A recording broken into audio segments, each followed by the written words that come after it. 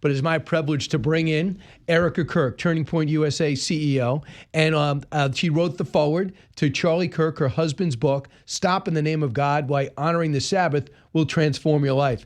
Erica, great to see you. Likewise, good to see you. It's hard to imagine a busier person than you that's been through more than you have been. And that's when I found out 2 weeks ago, she's going to be coming by with a book tour. I thought to myself, oh my goodness. Well, it's not my book, it's my husband's, and it's bittersweet because these are his final words that he left, not just the world, but also to me. And he used to write me a letter every single Saturday during the Sabbath for him. So this book now is my love letter for the rest of my life. So what's interesting is, I think it's Larry Arnn of Hillsdale. Dr. Larry Arnn. So here is, I'm looking at Charlie when he was 22, 23. I think I was invited to speak at one of your events. I go, oh, yeah, I'll speak at it, no problem. I didn't really know what Turning Point was.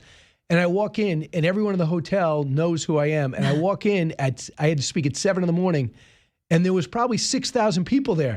I go, what is going on here? And he goes, these are all college kids. And he was sitting back as if this is just the beginning. But it was interesting when Larry Arnn spoke at your husband's memorial. He said how he came to him and said, this is what I want to do. And he basically said, you got to learn more. You got to study. And That's he took correct. 33 separate courses from Hillsdale. He did. And what did that bring to him, and how did that lead to this? He always was on the hunt for truth and beauty and things that were eternal.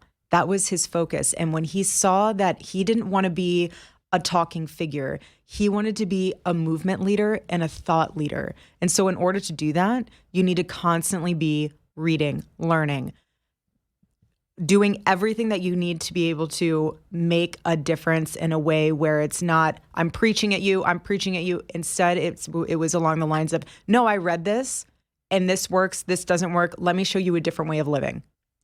And that's what came into I also noticed, and as I mentioned this on Fox and Friends, that Dennis Prager was somebody that he dedicated the book to. He did. Right? Because what did Dennis Prager bring to Charlie Kirk? So Charlie listened to every single fireside chat. I had the blessing of being able to see Dennis this past week when we were on our way to Florida. I wanted to see him. I wanted to be able to just read to him the dedication of the book that Charlie did for him and just say, Dennis, you will always be one of the most influential voices of our time.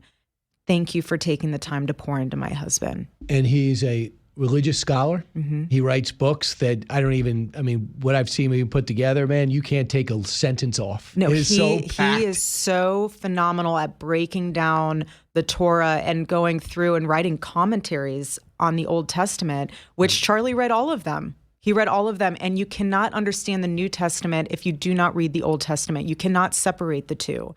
And so Charlie knew that if I'm going to write a book on this, on the Sabbath, I need to understand fully what this is, implement it into my life, see how it works, and then show others this is how it's done. Erica Kirk here. The name of the book is Stop in the Name of God, Why Honoring the Sabbath Will Transform Your Life. I have always, and again, I am not a religious scholar, but I know people who are Orthodox Jewish, Orthodox Jews. And that's the ones, and they're, by the way, almost all of them are almost billionaires. But they go, don't call me on Saturday. Why? I can't get back to you. I'm off. Remember Joe Lieberman? He's running for president. I'm off. I don't use cars. I don't do anything. I didn't equivocate. I didn't play that out to Christianity. Is it for both religions? Well, it is a commandment. It's part of the 10 Commandments. But what Charlie's trying to explain in this book is that put the legalism aside. Look at this from the standpoint of if you don't honor the Sabbath, meaning the day of rest, God is asking you to just press pause and rest and be with him so that he can use you and you can be the man or the woman that he needs you to be in order to make a difference in this world. Charlie's saying, don't get caught up in the legalism of it. Instead, do what you can to say, okay, these are a few hours that I can turn my phone off, disconnect, be with the Lord, be with my family, and unplug. There are certain things, like for us, we would make sure that Friday night, it was family dinner night, and then all day Saturday was family time. Charlie always prioritized myself and the children, and he would also make sure that we would get a date night in. He made sure that I always knew that I was always above anything else. And he made that amplified during the Sabbath. It's interesting because after he hosted Fox and Friends, so I texted him right away and I said, "Are you interested in doing this?" I've never seen somebody just take to it right away because Fox and Friends is a slice of life. It's not here's the news. It is. No, it's how a are you? lot. How do you feel about the news? Right. What is your opinion of the news? Right. Is there a format better built for him? So he goes, "Brian, not a chance. Do you see my weekends?" And a part of it was this. He goes, "Yeah, I'm not available." They're sacred. They're sacred because he could not do or operate on the level that he was without having a minute to breathe. And he wanted to also be able to show an example. He's a father. People sometimes forget, yes, he was a movement leader, but he was a dad to a son. Even though my baby boy is very little, he did not take that lightly. He knew that I am not raising a boy, I am raising a man.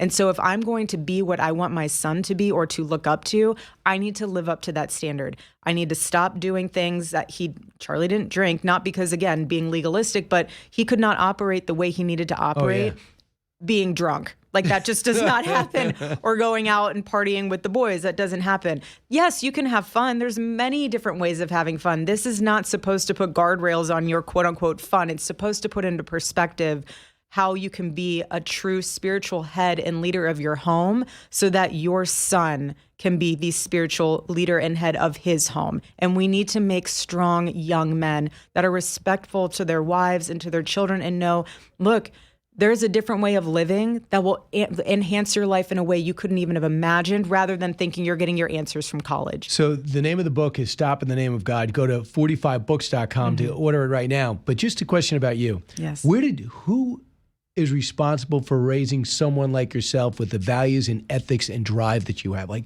how did you become you? I have an amazing family. My mother's the blessing of all. My father was amazing as well. Although my parents were divorced when I was 5, I was very, very close also to my grandparents. And my grandparents, I was with them every Saturday. So without me even knowing, I guess now just even thinking of this with you, that I guess was my Sabbath. I went and stayed with my grandparents Saturday, all day, Saturday night, would come home to my mom on Sunday. But on Saturday night, after having dinner with my grandparents, we'd watch the Lawrence Welk Show. That started when I was 10 and didn't end until I was 18. So for me, but that was but this is really sweet, even reminiscing on this. That was, I guess, my form of a Sabbath. So you were always family oriented. Always. Family is so important. And Charlie saw that too. And that's why we understood how important tradition was and pouring into your family and being so close to each other, because at the end of the day, when it's all said and done, with your short life here, what are you leaving behind? You don't get to take anything with you. Charlie did not have anything attached to his casket. He didn't have his books, his radio show, nothing. He came into this world the same way as he exited. And so what are you going to leave behind? You're leaving behind your legacy with your family and your children. So he felt like he was in a rush to achieve. Yeah. He had a vision. He had a vision. And from what you know and what you know about his childhood, what laid the groundwork for that? He always was so good with time. He was an unbelievable person of time management down to the millisecond. And he always knew that if I could steward my time in a way that was productive and a way that was always moving towards something bigger and something greater, that he was in the right jet stream. And that's how he operated. Did that come from his parents, or is that how he was? I think that's just how he was wired. It was never I don't think it's very, very hard to learn how to be very good at time management. You can learn, but to master it at his level, that's a total God blessing and a gift. Oh, yeah. For a guy that had so much going on, he never seemed in a rush, right? He always seemed like he knew. He was very intentional. Okay, I have 5 minutes. And then he got everything out in 5 minutes, and then he was on to the next meeting, on to the next event. Wow. He was very intentional. So Erica Kirk is doing a book tour for Charlie Kirk's last book, her husband. It's Stop in the Name of God, Why Honoring the Sabbath Will Transform Your Life. I got it yesterday. I got through half of it in like an hour. It's really great. It's powerful. It's excellent. So, but you don't stop. And I know that when I know it's certain to be a bestseller. Go to 45books.com. A few more minutes with Erica Kirk in a moment. She's also going to be on the 5 tonight. So if she's not busy enough, don't move. You listen to the Brian Kilmeade Show. So she is here to explain the book, what it meant, and how it was all put together. And you can get it at 45books.com. We got to make this. And it was a runaway bestseller, which I'm sure it will be. So Erica, as everything you got to do, running Turning Point Action, which is the vote, Turning Point USA, which is the college tour and the next generation, the youth. And then you have to do this thing, you have the media element to you with the very successful podcast. And then what about you, the mom, and the kids? How do you choose now with all the people around you who will be the role models that you want your kids to be influenced by? Well, we have a phenomenal team at Turning Point USA. It's a family. And Charlie handpicked every single person that's in leadership. So what the beautiful part about Turning Point USA is that everyone behind the scenes, when you pull back the curtain, they're doing exactly what they were doing on 9/9 before 9/10 happened. And we haven't lost speed. I mean, yes, of course, we took time to mourn. But our team, for example, when Charlie was murdered, within 7 days, we were able, by the grace of God, and we pushed through to put on that memorial for him. Our team does not look at this as a 9 to 5. It's vision-led, it's movement-driven, but it's also a way for our whole team to put their pain into something that is so bigger than any of us. And we all need this organization just as much as this country does. So it's not a job to us. So I know here you put it together and how hard people worked, but even you must have been astounded by the number of people that attended. Blown away. And it took over the whole town. Blown away. Not even the town. There was more on the outside than the inside. It was a global ripple effect that no one, I mean, yes, I knew my husband had impact, but to that multitude and extent is the Lord. Right. And only God can use someone to that capacity when you surrender yourself fully and say, Lord, use me how you need to. And then you to walk out in front of 70, 80,000 people watching around the globe. Our network never took a break. We covered that. And knowing you're grieving because Charlie is no longer with us. Can you bring me to that moment when you walk out? So I intentionally stayed in my own green room that whole time. I listened to some of the worship music. Actually, I listened to all of it. But there was a moment where they said, do you want to go and stand behind stage so you can see and feel inside? I said, no, I don't want to. I want to be able to feel that whole emotion the second I walk out on stage. Like, I want to feel the true impact of this moment. Because they said, do you want to sit out there? And I said, no, I just want to pray. I just want to be alone with my thoughts and with the Lord before I step out on that stage. And it just was the most overwhelming. I mean, when you hear a stadium and when you hear them singing hallelujah, that is a slice of heaven on earth that I don't think anyone will ever be able to put into words. It was unbelievably powerful. But then you have to speak. And then you have to speak. And then you see the videos of my kids and him, and like, it is just gut-wrenching. And you did.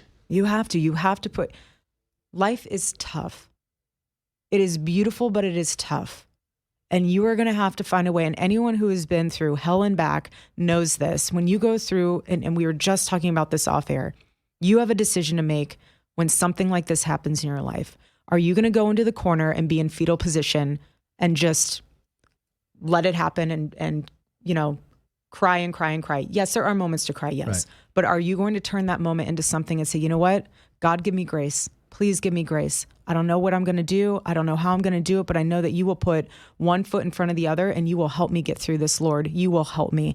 Again, I don't know how, but I will, whatever strength you give me, strengthen the inner workings of my soul, Lord. Use me how you need to use me. Use this to make a difference. You have a decision. And I could see that determination in seeing you face to face. Stop in the Name of God is out. Go to 45books.com. How interested are you in the investigation about what goes on? Like, what role does that play in everything that you think about? No, it's a great question. We have a phenomenal team. I am in contact with our attorneys and the prosecutors basically daily, being like, anything new, anything new. We know without a shadow of a doubt, with the evidence that we have, that we're moving in the correct direction. And I trust our team with full stop. And is part of it because you know who Kash Patel is and Dan Bongino is at the head, or is it your It's not even that. When you have the truth and the facts, you don't need anything else. I've seen the autopsy report. I've seen all of that. I mean, if you have the truth and you don't believe the truth, I don't know what to tell you. But yet people don't believe. People don't trust anything that they're seeing. I've been blown away by people who come up to me and say, hey, I know you interviewed Charlie, but you know we're not getting the right story. Well, what do you mean you're not getting the right story? Well, you know that gun couldn't have done this, or he couldn't have been there, or something happened in the middle. I had somebody come up to me and say someone popped out of a manhole cover and shot him directly, and that manhole cover's been covered up.